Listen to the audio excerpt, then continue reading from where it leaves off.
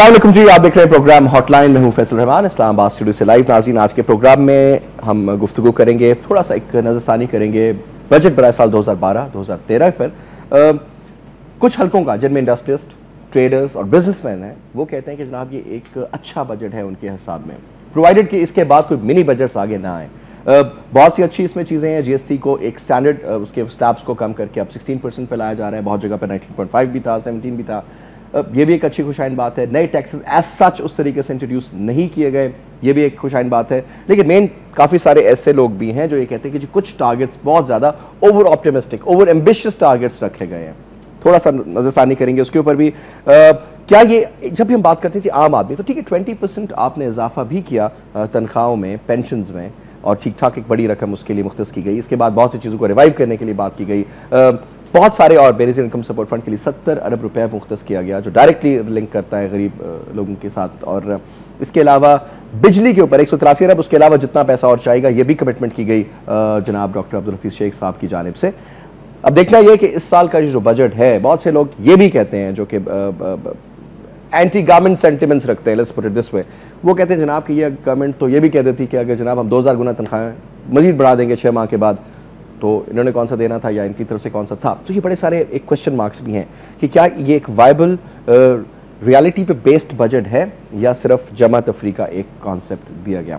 मैं अपने मेहमानों का जी क्विकली आपसे तारुफ कर, मेरे साथ मौजूद हैं इस वक्त गुल मोहम्मद लाट साहब, सेनेटर हैं पाकिस्तान पीपल्स पार्टी से। गुल साहब का ताल्लुक बहुत शुक्रिया सर प्रोग्राम में आने के लिए। उनके बराबर में तशरीफ रखते हैं जनाब सेनेटर तारिक अजीम साहब, पाकिस्तान मुस्लिम लीग नवाज से सेनेटर साहब का ताल्लुक, बहुत शुक्रिया सर आपका भी। गुल साहब, एज ए न्यूट्रल ऑब्जर्वर, ये बजट एक अच्छा बड़ा बजट है, इसमें सारे सिलसिले देखे गए, बजट डेफिसिट भी अपनी जगह पर, सर्कुलर डेट का भी एक इशारा हमने देखा, बाकी इंडिकेटर्स पे बाद में आऊँगा। आपके ख्याल में जनरली बजट कैसा था? फैसल, टू बी ऑनेस्ट मैं आपको बताऊं, ये बात आपने सही कही कि अगर बीच में कोई मिनी बजट नहीं आता तो this is a very balance budget in such a way कि जो इस वक्त हमारी सर्कमटेंसेस हैं, जो हमारी सूरत हाल है। देखिए, आज सेनेट में मेरी फर्स्ट स्पीच थी गवर्नमेंट साइड से, मैंने वहाँ भी ये बात की, अगर हमारे आज हम 2 स्पीकर हैं तो बड़ा अच्छा है कि हम खुल के अपनी जो बातें हैं वो कर सकेंगे। देखें, अपोजिशन को एक राइट है कि वो बिल्कुल तनकीद करें बजट पे, और पूरी दुनिया में ऐसे ही होता है। लेकिन जिस तरह की हमारी अपोजिशन ने तकरीर करके एक ब्लीक पिक्चर पाकिस्तान की दी है, मैं समझता हूँ कि इतना हमारे ना हालात ख़राब हैं और ना ऐसी सूरत हाल है बावजूद प्रॉब्लम्स के। देखें, 2008 में, हालांकि ये पुरानी बात है, यही दोस्त थे जिन्होंने कहा था कि जी मुल्क बैंकरप्ट हो चुका है, अमेरिका में जाके वैन फाइनेंस मिनिस्टर थे उस दिन में डार साहब। लेकिन उसके बावजूद हमारी पार्टी थी, उन्होंने इस वॉर ऑन टेरर जो कि 10 साल से चल रही है, $80 बिलियन अभी तक हम उसमें लॉस कर चुके हैं, और हमारी रिकवरी सिर्फ 20 से 22 बिलियन हुई है, वो भी हार्डली, और बाकी जो वादे किए गए वो भी पूरे नहीं किए गए। ठीक, उसके बावजूद हमने ये 5वां बजट दिया है और हम मुल्क को चला रहे हैं। और ख़ास तौर पे इस बजट में, जैसे कि आपने खुद कहा, 70 बिलियन रुपए मोहतरमा शहीद चेयरपर्सन के नाम से रखे गए। लो सैलरी जो तबका है, क्योंकि हमारे हमेशा एक ही बात कही जाती थी कि जी सैलरी पेशा जो लोग हैं वो सबसे ज़्यादा टैक्स देते हैं। हालांकि 4 लाख से नीचे वाले को आपने एग्जम्प्ट कर दिया। नहीं, वो तो हमने किया है कि जिनकी इनकम 400,000 है ना, लेकिन हमने अब वो स्लैब भी कम कर दिया है, फ्रॉम 15 to 7 कर दिया है। और उस स्लैब की वजह से अब ये होगा कि आप देखिएगा, जब अगली बार आप खुद अपनी सैलरी यहाँ से लेंगे ना, तो you will feel a big difference. या आपके और जो लोग यहाँ पर है वो जब अपनी सैलरी लेंगे, या आपके जो छोटे बिजनेसमैन हैं उनको हमने बड़ी सहूलत दी है। जीएसटी 19% नहीं था, 22% तक था। बिल्कुल ठीक है, हम उसको कम नहीं कर सके, लेकिन एटलीस्ट जो 16 से अबव था उसको हम नीचे ले आए हैं। और इसके अलावा काफ़ी चीज़ें मैं पूरी डिटेल ले आया हूं। और आप ये भी देखें कि हमारे जो फॉरेन रेमिटेंसेस हैं वो 2009-10 में सिर्फ 7 अरब थे। आज आपके इस साल इंशाल्लाह 13 अरब रुपए के फॉरेन रेमिटेंस आ रहे हैं। 11 थे, इस साल 13 हो रहे हैं। और उसकी वजह यह कि एक तो जो नॉन रेजिडेंट्स पाकिस्तानीज वहाँ रहते हैं उनका कॉन्फिडेंस है, प्लस हमारी गवर्नमेंट ने जो इलीगल चैनल था उसको रोका। लेकिन सर इसकी एक वजह ये भी तो है ना, मौजूदा दौर में जो इन्फ्लेशन है, जो महंगाई बढ़ रही है, तो पहले जो $500 महीने के बच्चों के लिए, बीवी के लिए पीछे भेजता था, अब $600 भेजता है। तो ये भी eventually in the long run it is going to end up एक वो कंपाउंड मल्टीपल इफेक्ट जो आता है आपकी इन्फ्लेशन पे आएगा। Faisal, you are right. देखें, जब हमें गवर्नमेंट मिली थी उस साल तकरीबन 20% इन्फ्लेशन रेट था। हमने उसको 25% आई रिमेंबर, वो तो 23 भी था, लेकिन जब हमें गवर्नमेंट मिली है उस साल 20% से ज़्यादा था। बाद में जब शौकत तरीन आए तो he tried his level best कि हम उसको सिंगल डिजिट में ले आ सकें। चलें, अगर हम सिंगल डिजिट में नहीं भी ले आ सके तो आपके 11 और 12 में जो आपका है ये इन्फ्लेशन रेशो जो है वो 11% रहा है, और अब हम उसको सिंगल डिजिट में इंशाल्लाह इस साल जो हमारा फोकस है वो ये है कि we should bring it to 9.3%। अब देखिए पूरी दुनिया में जब महंगाई होती है तो उस हिसाब से आप ये बहुत से कहा कि सर इसके लिए बहुत से चैलेंजेस हैं जो आने वाली हुकूमत भी जो होगी, मतलब मींस के जो भी इंटरिम गवर्नमेंट आएगी, और प्लस आप लोग भी उसमें डेफिनेटली शामिल होंगे जितना अरसा भी अब इलेक्शन का रिजल्ट है। सर साहब 2-3 चीजें मुझे ये मैं एक चीज यहाँ पर सिर्फ एक चीज और आपको बता दूं। देखें, हमारा 2011-12 का जो एक्सपोर्ट का टारगेट था वो 22 से 23 बिलियन था, बट वी अचीव्ड $25 बिलियन। क्यों?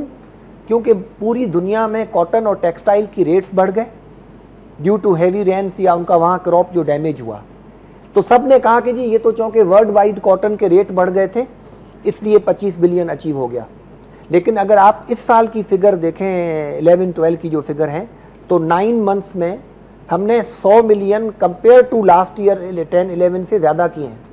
तो इसका मतलब है कि इंशाल्लाह इस साल भी हम 25 बिलियन की फिगर को, इंपोर्ट बिल भी आपका जो है वो 42 अरब पर पहुंच गया, 32 बिलियन का इंपोर्ट है। लेकिन बात यह है कि that is because of the crude oil, जो पेट्रोल और डीजल आप मंगवा रहे हैं जिसकी इंटरनेशनल प्राइस बढ़ती जा रही है। देखें 2008 में जो बजट में बहुत सी चीजें जिनको हमने प्लस माइनस करना है, फर्टिलाइजर इतना इंपोर्ट किया है, जाहिर है उस पे भी हमारा फॉरेन एक्सचेंज जा रहा है। सर उस पे मैं आता हूँ कि एग्रीकल्चर वाली साइड है जो काफी अभी भी सर उसमें इफ्स एंड बट्स जरूर नजर आते हैं, उस पे आऊंगा। डॉक्टर साहब एक तो ओवरऑल मैं चाहूंगा आपका व्यू लें, उसके बाद मैं अगली बात आपसे शुरू करता हूँ जी प्लीज। देखिए जी मुझे सबसे ज़्यादा खुशी होगी एज अ पाकिस्तानी अगर जो मेरे भाई बात कर रहे हैं, और आई मस्ट गिव हिम, एक बात मैं कहता चलूँ, अगर बजट या बिजनेस को कुछ समझता है तो मेरा भाई समझता है, because he is a leading Pakistan का बिजनेसमैन है, so he is the right person to understand these things. और बड़ी खुशी हो मुझे कि अगर ये जो चीज़ें बात कर रहे हैं अगर वाकई इस तरफ हम निकल पड़े और हमारी एक्सपोर्ट्स जो हैं एक्सीड करें हमारी लिमिट से, और हमारे जो सारे के सारे ओवरऑल जो इंडिकेटर्स हैं वो सारे अच्छे रहें, तो मुझसे nobody will be happier than me. बिल्कुल ठीक बात, आपके सब लोग। अब देखिए मैं एक ओवरऑल आपको बताता हूँ कि एक्सपेक्टेड था कि ये जो बजट होगा ये इलेक्शन बजट होगा, इलेक्शन ईयर है, सारी दुनिया में हुकूमतें ये करती हैं कि आखिर पे जाके आप इलेक्टोरेट को, वोटर्स को आप लॉलीपॉप ज़रूर देते हैं, खुश करते हैं, गुडीज़ मिलती हैं उनको, वो नज़र आता है कि जी मामला ठीक हैं। और मैं आज आपके प्रोग्राम से वसादत से भी कहता चलूँ कि मैं अभी आपको बता देता हूँ कि आज जो बहरान है हमारा एनर्जी का, अब ये जो सर्कुलर डेट अभी तक जो हम नहीं पे कर सके, अभी तक जो पे कर देना चाहिए था, वो इसलिए कि खाली हमने पेट्रोलियम लेवी से, जो पेट्रोलियम लेवी आप देते हैं, पिछले 4 साल में 310 अरब रुपये हम ले चुके हैं, और जो तकरीबन वही बनता है जो कि हमारा सर्कुलर डेट है डिक्लेयर्ड। तो जी हाँ, वो लेवी लेके उसको लेके हम लेवी को, जो पेट्रोलियम लेवी का आप और मैं पे करते हैं, अगर वही पे कर देते तो हमारे पास। लेकिन अब होगा ये कि 3-4 माह पहले, इलेक्शन से पहले, और ये भी हुकूमत का हक होता है कि कब इलेक्शन करवाते हैं, वो करवाने से पहले ये लोग पे कर देंगे उसको। जैसे प्राइम मिनिस्टर साहब ने, जैसे रिपोर्ट किया गया है कि कैबिनेट में कहा कि भाई हम 3 अरब रुपया रोज़ का प्रिंट करते हैं, 3 की बजाय अगर 7-8 हम कर दें तो बड़ा क्लियर हो जाएगा, बड़ा इजीली इसको क्लियर कर देंगे। पर इन्फ्लेशन का क्या होगा सर? तो वो खैर वो ये तो उनकी अंडरस्टैंडिंग, प्राइम मिनिस्टर साहब की फाइनेंसिस की अंडरस्टैंडिंग शो करता है ना, कि अगर कोई बंदा कहे जी प्रिंट कर ही जाओ पैसे तो देखी जाएगी बाद में, तो हिटलर वाला ज़माना आएगा कि कॉफ़ी व्हील पैरों में लेके जाएंगे सर, व्हील पैरों में जाके काफ़ी लेने के लिए आपको चाहिए। खैर बाहर वो देखा अपनी बात। अब मेरे भाई ने बात की, एक तो मैं करेक्ट करता चलूँ अपने भाई को, जो हमारी इन्फ्लेशन थी वो एग्जैक्ट मेरे पास फिगर है 14.1% इन्फ्लेशन। ये इन्होंने जो बताया सर 10.8 बोले हैं जी, 10.8 बोला है इन्होंने सर। जी मैं कर रहा हूँ, जब हुकूमत गई थी जब बात कर रहे हैं ना, तो उस वक्त 14.1% था। बहरहाल ठीक, डबल डिजिट इन्फ्लेशन जो है किसी मुल्क के लिए अच्छी नहीं होती, पिछले 4 साल से डबल डिजिट इन्फ्लेशन आ रही है। लेकिन उसके अलावा जो थे हमारा GDP ग्रोथ ऑन एवरेज पिछली दफ़ा जो था वो कोई 7.2% एवरेज बनता था हमारा, ठीक है। और उस वक्त जो जा रही थी, पहली दफ़ा हुआ था कि IMF से जान छुड़ाई थी, बल्कि सो मच सो कि आपको याद होगा कि 74 में जो लास्ट ट्रांच मिलनी थी IMF की वो हमने नहीं ली थी। हमने कहा जी आप ले लें, हमें नहीं चाहिए, because we got money. $500 million का हमने फ्लोट किए बॉन्ड्स, उस पे 1875 मिलियन डॉलर की सब्सक्राइब हुआ। We had to return back, over subscribe हुआ था। आज वो हालात नहीं है। पाकिस्तान बॉन्ड्स की बात करें जी जी ठीक। तो ये तो फैक्ट्स की बात है। अब वो आती है बात, अब यानी कि 5वां बजट दिया, बड़ी अच्छी बात है। सब चाहते थे चे जाए कि इस चीज़ पे बहुत ले दे हुई कि जी फ्रेंडली अपोजिशन है। मियाँ साहब पे बहुत तनकीद की गई, जी देखें हुकूमत इतनी ख़राब है, अवाम मरे जा रहे हैं। और ये जनाब इनको पहली दफ़ा तारिक साहब लगा कि पार्लियामेंट में ये फ्रेंडली अपोजिशन नहीं है। जब कुछ सर एक ब्रेक का इशारा है साहब, 3-4 बड़ी इंपॉर्टेंट चीज़ें, मैं वापस आता हूँ ब्रेक के बाद।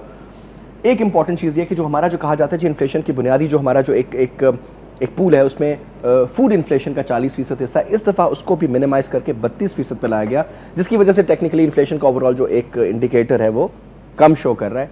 वापस आते हैं, बात करते हैं इस पर।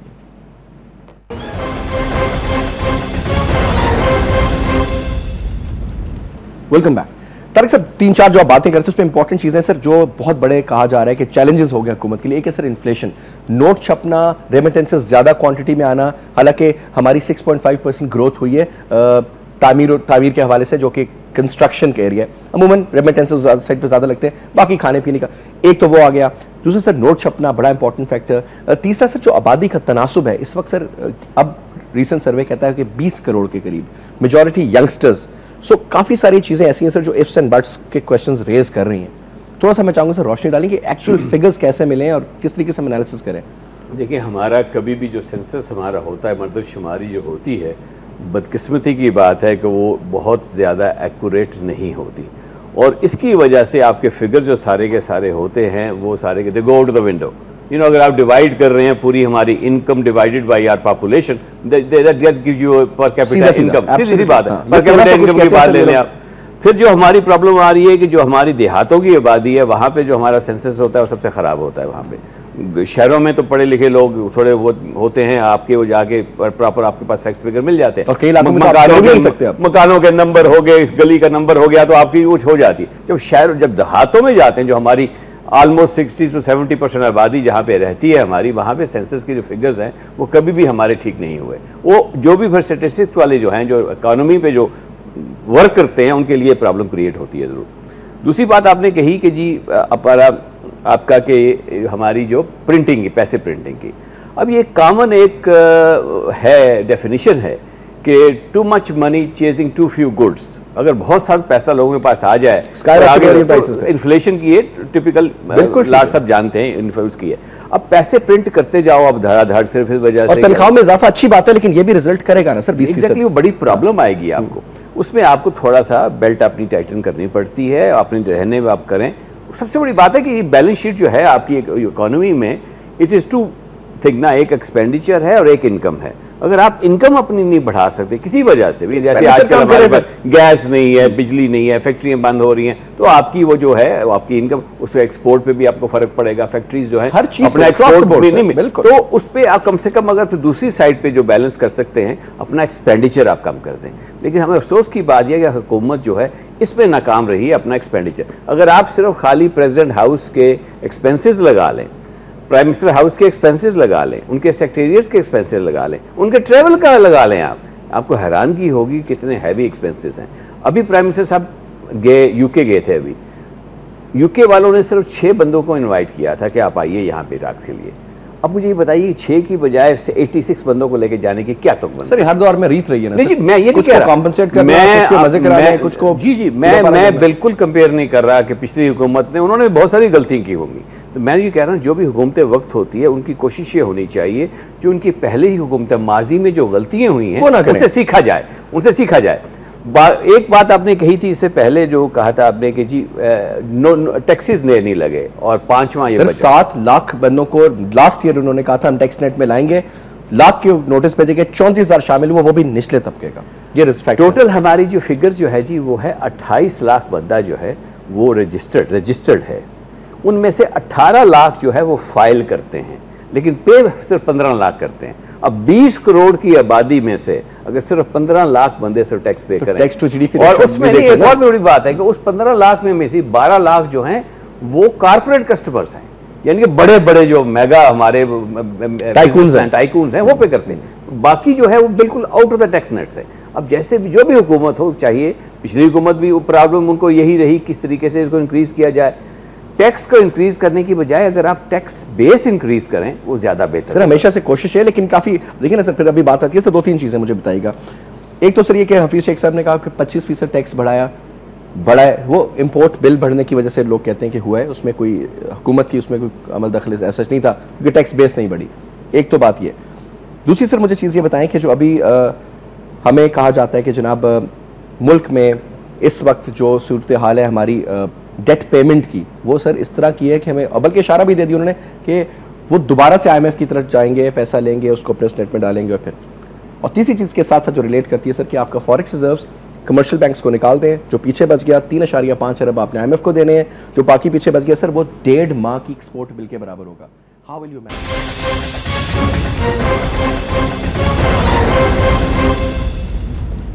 Welcome back sir.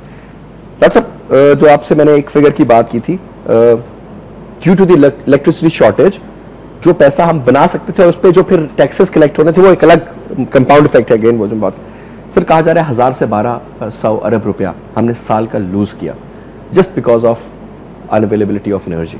तो सर हम लोग क्यों नहीं अपनी प्रायोरिटीज को सेट कर रहे? 4 साल नहीं किया कि पता था कि 4 साल के बाद ये होना है, तो ऑयल इंपोर्ट के ऊपर कम इन्हिसार करना सर ना, सिर्फ 4 साल में तो दीगर चीजों पे भी काम करते। अब ख्याल आता है कोयले के ऊपर, 4 साल पहले भी सर यही कोयला मौजूद था।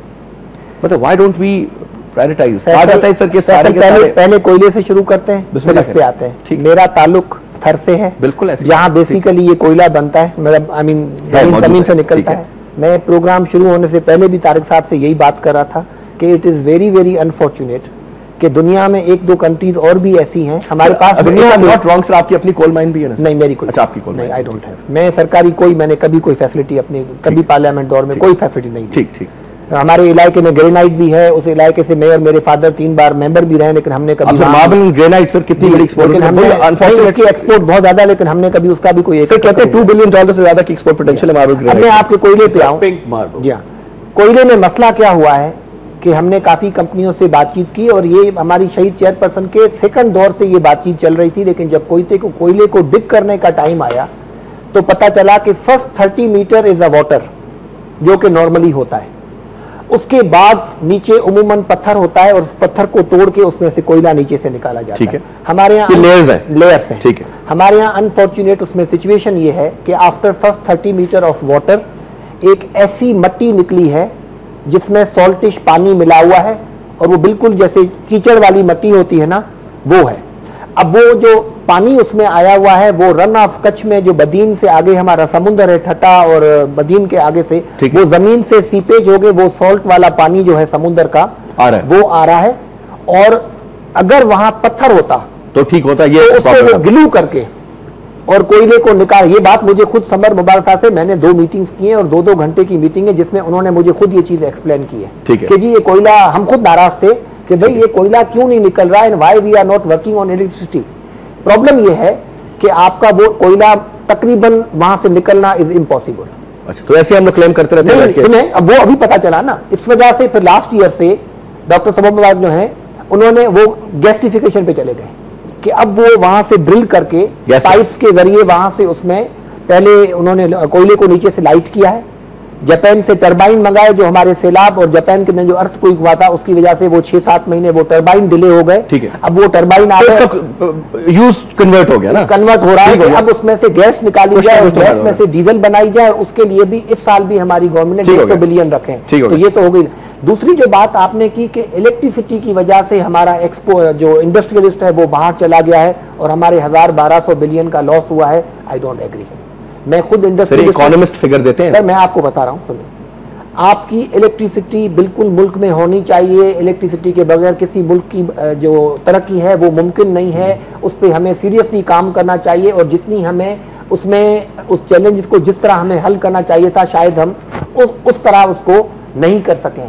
लेकिन इसके बावजूद जो आपका इंडस्ट्रियलिस्ट बाहर गया है ना, जैसे हम भी इंडस्ट्रियलिस्ट हैं, हम अपने इंडस्ट्री की लाइट की कमी को किसी भी तरह से जनरेटर से, गैस से, दूसरे तरीकों से पूरा कर लेते हैं। सर इनपुट कॉस्ट किधर जा रही है? Will you be able to compete now? देखें, पूरी इंडस्ट्री आज भी कराची में, लाहौर में, हर जगह पे जो भी चल रही है वो आपकी चल रही है उस पे जनरेटर्स पे।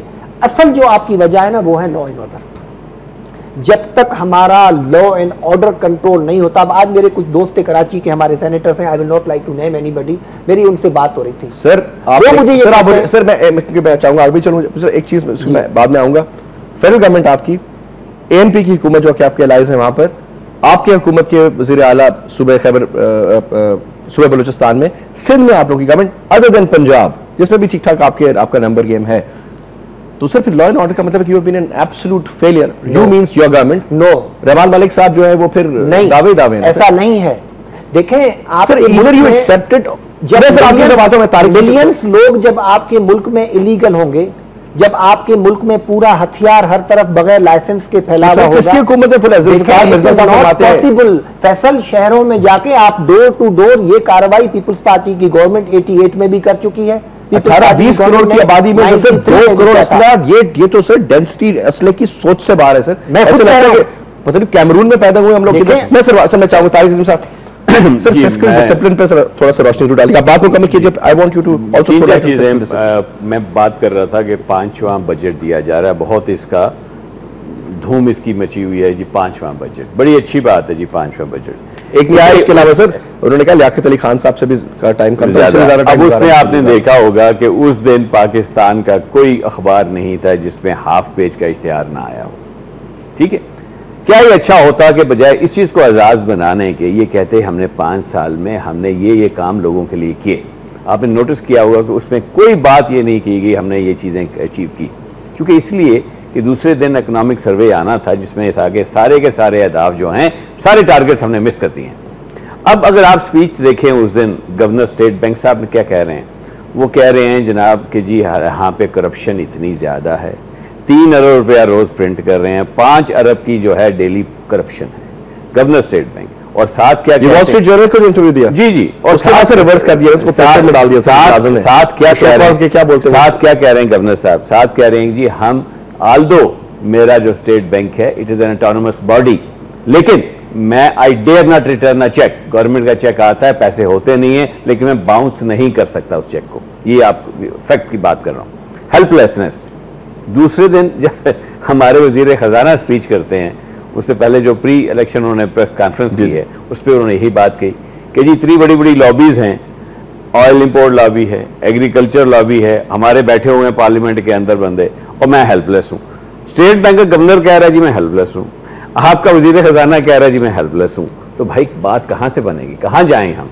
किसके पास जाए? इसका मतलब सर हमारे जो अपर हाउस है, लोअर हाउस है, सेनेट और जो हमारा पार्लियामेंट है, इसमें भी कार्टेल्स बने हुए सर लोगों के। कोई शुगर माफिया है, वो अब मैं तो उन्हीं की बात रिपीट कर रहा हूं। 22% एग्रीकल्चर है सर और 1% टैक्स। क्यों? अब देखें 22% है ना, हर 20-20 एकड़ के ऊपर टैक्स सर। 4 लाख पे डाला है तो वहां से भी उसके साथ डाले। हमारी प्रॉब्लम यही प्रॉब्लम है फैसल कि 22% हमारी एग्रीकल्चर सेक्टर है, देयर कंट्रीब्यूशन टू GDP 1%। आपने बिल्कुल ठीक है, 1% सर कुछ भी नहीं ना। हमारी जो टोटल लैंड है, टोटल लैंड जो है वो तकरीबन 6009 करोड़ एकड़ है वो। अच्छा जी, उसको 94% जो है वो उसकी जो है वो कोई तकरीबन 5 या 7% लोग जो ओन करते हैं उसको। बाकी जो है गरीब बाजारे हैं सारे के सारे, उसमें जाके उनके पास कोई 74 लाख फैमिलीज ऐसी हैं जिनके पास सिर्फ 2.5 एकड़ से कम या 12 एकड़ से कम उनके पास जमीन है। तो हमारा काम ये नहीं है कि उन पे टैक्स लगाया जाए। गरीब आदमी जो सारा साल हल चलाता है, उसके बाद उसके पास इतना आ जाता है कि वो अपनी रोजी या अपने बच्चों के लिए फीड कर सके उनको, उसकी बात नहीं हो रही सर। तो इनकी इनकम को बड़ा, ये बड़े बड़े जो हमारे मगरमच्छ हैं, हम उनसे भी कहते हैं कि जी आप उसकी फर्टिलाइजर की कास्ट भी निकाल दें, अपने आपकी डीजल की कास्ट भी निकाल दें, ट्यूबवेल में आपका जो बिजली 30 सेकंड्स की शॉर्ट खत्म कर लें जी प्लीज। इसको निकालने लिए उसके ऊपर जो आपकी इनकम होती है, जो उसको तो कम से कम उसको तो टैक्सेबल आप करें। वो मेरा ख्याल है ये ठीक कह रहे हैं हमारे वजीर खजाना साहब कि जब तक ये लोग हम इसको नहीं लेके आते टैक्स नेट में, हमारे लिए प्रॉब्लम जरूर रहेंगी। बिल्कुल सर, बहुत बड़ा ये एक चंक है जो मिसिंग है। एक ब्रेक ले रहे हैं जी, क्विक ब्रेक लेते हैं, वापस आते हैं।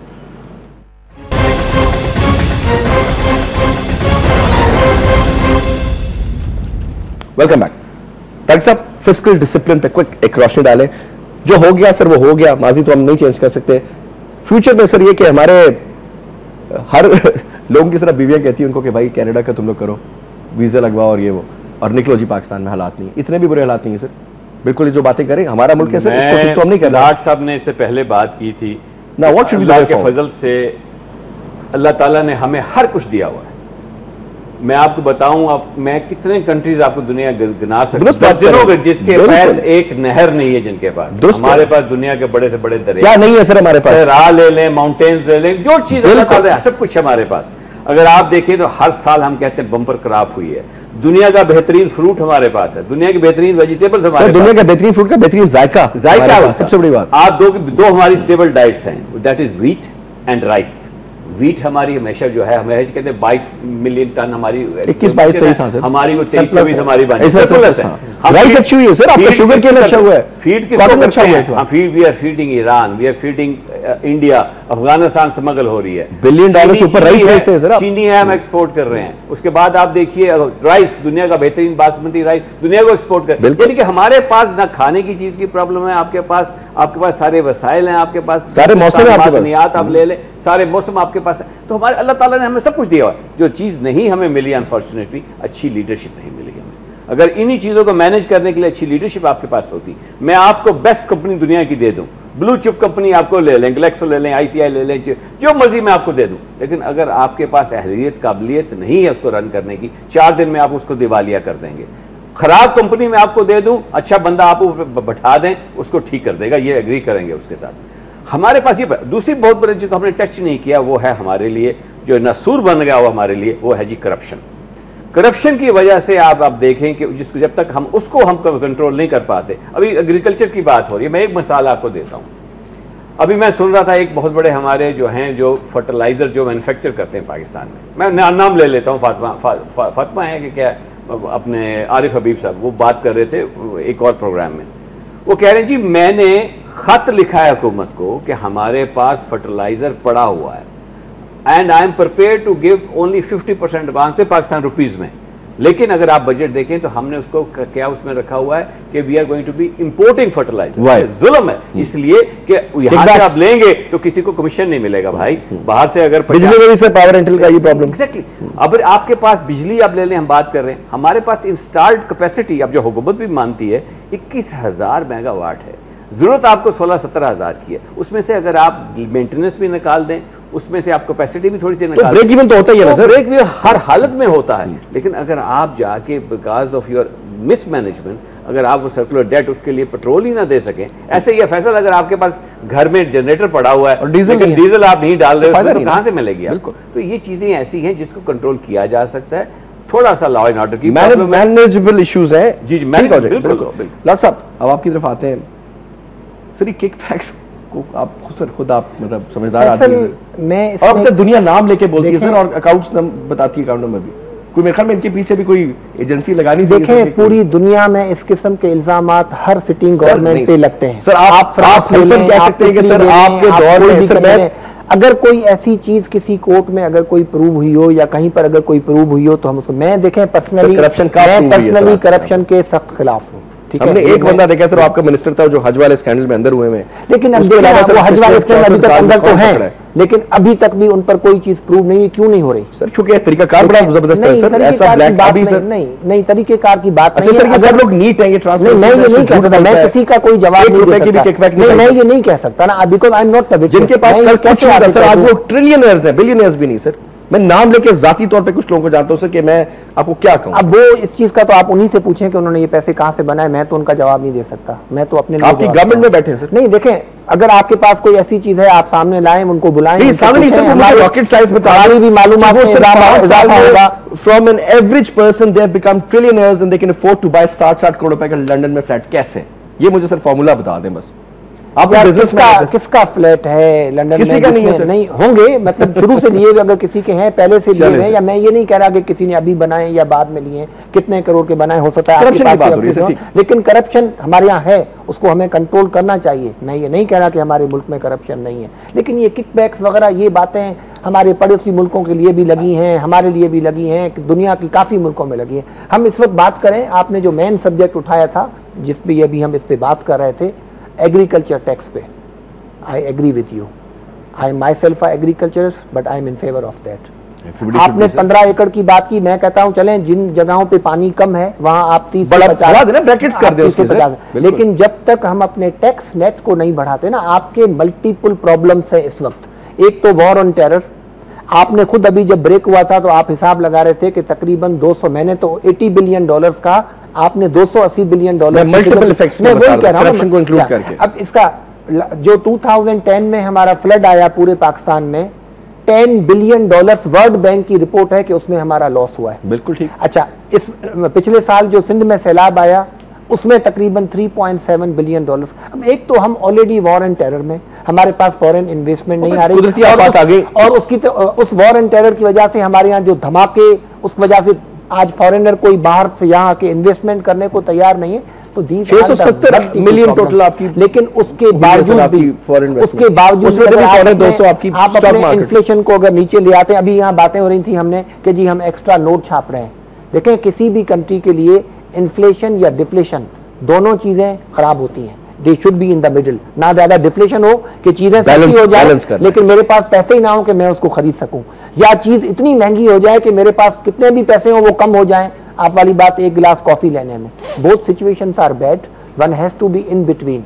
अगर हम अपने इस साल इन्फ्लेशन रेट को 9% पे ले आते हैं, स्टेट बैंक के गवर्नर की आपने जो बातें की उसकी बाद में तरदीद भी आ गई। उन्होंने कहा कि नहीं जी मैंने ऐसा इस किस्म का कोई इंटरव्यू नहीं दिया, ये भी हुआ है। देखें, बाज़ दफा फॉरेन, हमारे यहाँ कितनी अखबारें हैं दुनिया की जो हमारे सर, दो चीजें किया उनको, क्या उनके ऊपर प्रेशर डाल दिया सर, वो शरीफ आदमी बेचारे डर गए होंगे। कोई बात नहीं, ये क्या था, वो एक इंडिपेंडेंट बॉडी है, गवर्नर जो है state bank, wall street journal को गवर्नर स्टेट बैंक। सर मजाक तो नहीं है ना कि शुगर लगा रहा हूं? मैं तो कह रहा हूं आपके मुल्क को मल्टीपल प्रॉब्लम्स है ना। हमारे पास इलेक्ट्रिसिटी का प्रॉब्लम है, हमारे पास मेन, अगर हम इस वक्त वार एंड टेरर में नहीं हो लास्ट तो आपका ये सारे मसाइल हल चुके थे। लेकिन उसके बावजूद इस बजट में जितना हमने गरीब लोगों को रिलीफ दिया है, मैं समझता हूं कि it is a very very balance budget. और मैं टू बी ऑनेस्ट मुबारकबाद हम सेकंड करते हैं प्रोवाइडेड सर के भाई साहब, क्विकली एक सवाल भी कर लूं, आप बात भी कंप्लीट करें सर। ये जो पैरासाइट्स हमने पाले हुए सर वापडा की सूरत में, रेलवे में सर आज फिर 2 मालगाड़ियां नहीं चली, 2 दूसरी ट्रेन, इंजन ही नहीं है। माशाल्लाह दुनिया का ऐसा जबरदस्त मुल्क है कि इसमें इंजन ही नहीं है सर। मुझे सबसे अच्छी बात जो लगी बलोर साहब की आज, उन्होंने कहा जी पैसे मिले लेकिन बहुत लेट मिले हैं, मैं तो इस्तेमाल नहीं करूंगा, अगली हुकूमत जाके इस्तेमाल। तो तब तक ट्रेनें रोक के रखें। उन्होंने तो बड़े प्यारे तरीके से कह दिया। फिर कहते हैं देखिए जी अफगानिस्तान में और सऊदी अरेबिया में अगर ट्रेन नहीं है तो क्या हुआ, कोई छोड़ दें, रहने दें इसको, अल्लाह खैर सल्लाह। अब देखिए क्या करें आप। अब हुकूमत जो है, चीफ मिनिस्टर बलोचिस्तान के कहते हैं कि जी मैं पिछले 4 महीने में अगर कोयटा 11 दिन रहा हूँ तो क्या फ़र्क पड़ता है, वाई यू आस्किंग मी। मेरी मर्जी है, मैं कोयटा में रहूँ या कराची रहूँ या इस्लामाबाद में, मंगला रोड पे मैं मोटरसाइकिल